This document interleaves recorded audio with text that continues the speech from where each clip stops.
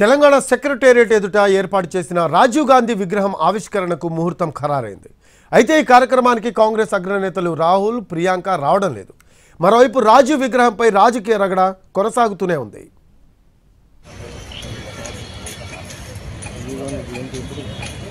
Telangana secretariat ఎదుట ఏర్పాటు చేసిన దివంగత మాజీ ప్రధాని రాజీవ్ గాంధీ విగ్రహాన్ని ఇవాళ సాయంత్రం ఆవిష్కరించనున్నారు సీఎం రేవంత్ రెడ్డి. ఆగస్టు 20న రాజీవ్ గాంధీ జయంతి సందర్భంగా రాజీవ్ విగ్రహాన్ని ఆవిష్కరించాలని భావించారు. అయితే ఆ కార్యక్రమం వాయిదా పడింది.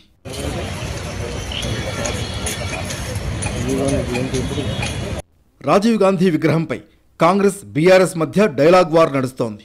సెక్రటేరియట్ ఎదుట తెలంగాణ తల్లి విగ్రహాన్ని ఏర్పాటు చేయాలని తాము భావించామని చెబుతోంది. అక్కడ రాజీవ్ గాంధీ విగ్రహం పెట్టడం ఏమిటంటూ తీవ్ర అభ్యంతరం వ్యక్తం చేస్తోంది. అంతేకాదు, బీఆర్ఎస్ అధికారంలోకి రాగానే రాజీవ్ గాంధీ విగ్రహాన్ని తొలగిస్తామన్నారు BRS working president KTR.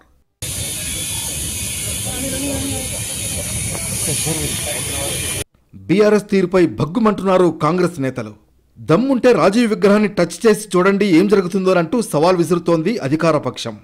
Rajiv Gandhi విగ్రహావిష్కరణ కార్యక్రమానికి కాంగ్రెస్ అగ్రనేతలు సోనియా గాంధీ, రాహుల్, ప్రియాంక రావడం లేదు.